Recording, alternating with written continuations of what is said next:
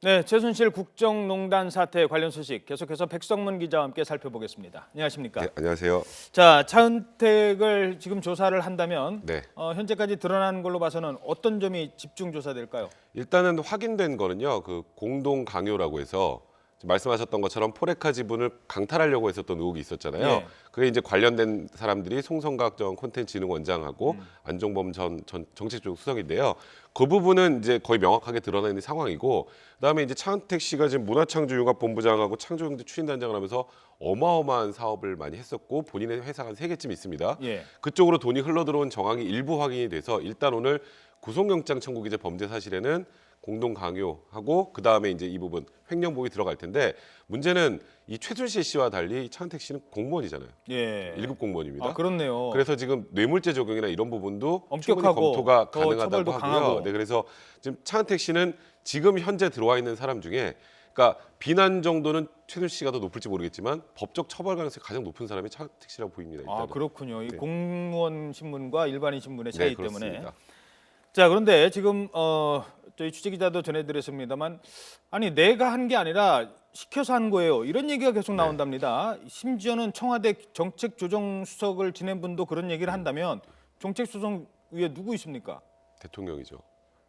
아니 지금 이런 방향으로 간다면 이 사건은 검찰 조사를 앞두고 있는 대통령에게 칼이 겨눠질 수밖에 없는 이런 상황 아닙니까? 그러니까 지금 사실 대통령에 대한 수사가 불가피하다는 얘기는 한참 전부터 나왔지만, 지금 모든 지금 측근들의 입에서 대통령의 이름이 다 나옵니다. 예. 안종범 수석 같은 경우에는 이렇게 표현했어요.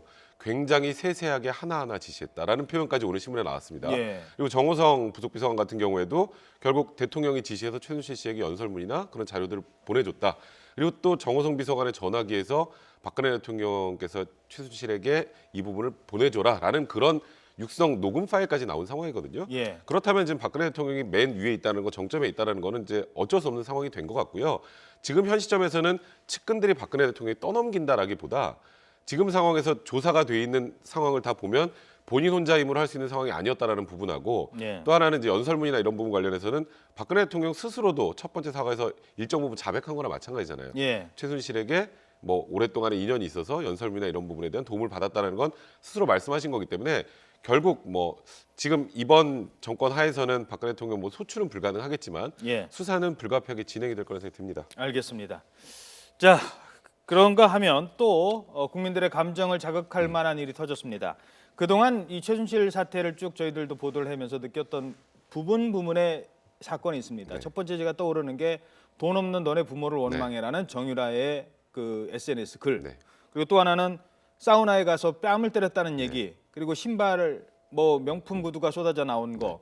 그런가 하면은 청와대를 제멋대로 드나들었다는 거. 이런 거는요. 그냥 이런 정치에 관심이 없거나 이런 내용에 관심이 없는 분들도 분개하게 만드는 사건입니다. 게다가 성형외과 얘기가 나왔습니다. 네.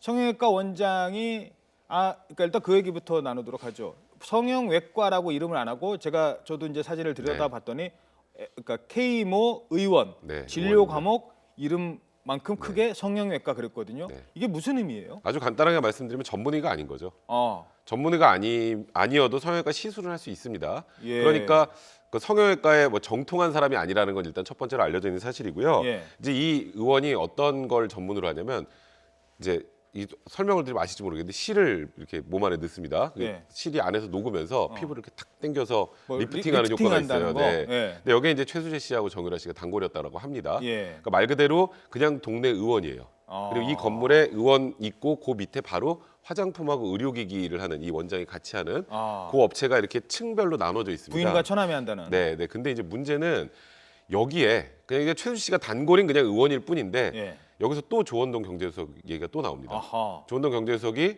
모 컨설팅 업체 대표에게 이 지금 병원하고 의료기기하고 화장품을 해외 진출시키는 거에 대한 컨설팅을 좀 해라. 예. 라고 해서 컨설팅 업체한테 맡겼더니 컨설팅 업체가 보니까 그냥 동네 의원이에요. 아. 그러니까 이건 해외 진출할 수 있는 수준이 아니라는 거죠. 그렇죠. 그래서 이거는 힘듭니다라고 컨설팅 업체가 답을 했는데, 결국 그 컨설팅 업체는 세무조사를 맞았고요. 예. 그리고 조원동속은 이것 때문이라고 추정이 된다는 얘기가 많이 나오는데 3개월 후에 경제조사에서 물러나게 됩니다. 여기를 해외 진출 못 시켰다는 이유로. 예. 근데 거기서 끝이 아니라 그 다음부터 박근혜 대통령의 해외 순방에 경제사절단에 포함이 돼서 갑니다. 이 원장이. 뭐 아프리카 갈 때도 가고 네. 프랑스 세 번을 갔어요. 2015년 저희들 4월 사진이 달에 혹시 한번 갔고요. 화면이 당시 네. 준비되어 있습니까? 네, 당시 화면을 좀 보도록 하겠습니다. 대통령 순방길에 대통령이 직접 그곳을 찾아갑니다. 가서 그곳에서 얘기를 하죠. 네, 그러니까 중남미 4개국 경제사절단에도 포함이 됐었고요. 중국 경제사절단에도 포함이 됐었고 좀 전에 말씀하셨던 아프리카 3개국과 프랑스에도 따라가게 됩니다. 예. 그냥 일개 병원 성형외과 원장일 뿐입니다. 예.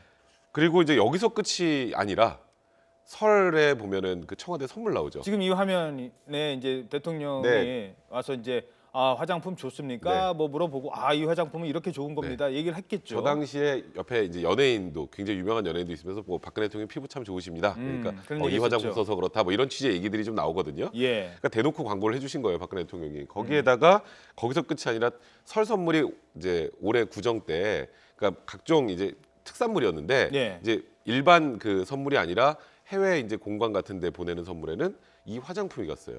이 성형외과도 아닌 밑에 의원에서 있는, 만든 네, 화장품. 화장품이 갔고요.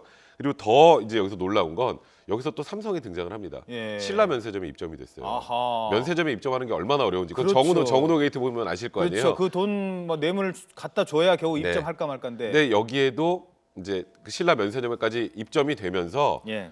이게 최순실 씨가 단골이라는 이유로 이 모든 특혜가 주어지게 된 거냐에 국민들이 굉장히 분노하는 상황인데 예. 지금 현재 이 해당 그 의원의 원장은 잠적한 상태입니다. 예. 자, 그런가 하면 병원 얘기 하나만 더 해볼까요? 네. 그 차병원의 계열 병원이 있습니다. 차운병원. 차운병원이죠. 네. 여기가 대통령이 직접 가서 회의도 하고 네. 뭐 그러면서 아니 여기는 또 뭐지?라고 했었는데 거기에 대한 의혹도 지금 제기되고 있다고요. 일단 차운병원 측에서는 우린 특혜받은 게 없다라고 이제 단호하게 얘기를 하고 있는 상황인데 아주 간단하게 설명을 드리면 여기에 최순실 씨, 정유라 씨, 최순득 씨, 장시호 씨, 그다음에 전 남편 정유현 씨까지가 이 병원의 단골입니다. 거의 모든 분들이 다녔던 것 같아요. 예. 근데 박근혜 대통령도 이제 저번 대선 당시 여러 번 여기서 좀 치료 같은 걸 받으신 적이 있는데 예. 여기가 안티에이징 라이프 센터라고 해서 회원가가 한 1억 5천만 원 정도 됩니다. 1억 5천요. 네네. 예. 어마어마하게 어찌됐든, 비싼 곳인데 예. 여기에서 주사제 처방을 받아서 최순실 씨가 박근혜 대통령한테 놔줬다라는 얘기도 지금 나오는 상황이고 예. 그러다 보니까 지금 이 차운병원에서 어느 정도 지금 혜택을 받았다고 지금 의혹을 보내는 건 아까 말씀하셨던 것처럼 차병원 연구소에서 6개 부처 합동 업무 보고를 한번 한 적이 있었고요. 그렇죠. 또 5월, 9월에는 이란하고 중국 방문에 또 경제사절단으로 들어가게 되고 체세포 복제 배아 연구의 보건복지부 조건부 승인까지 받게 됩니다.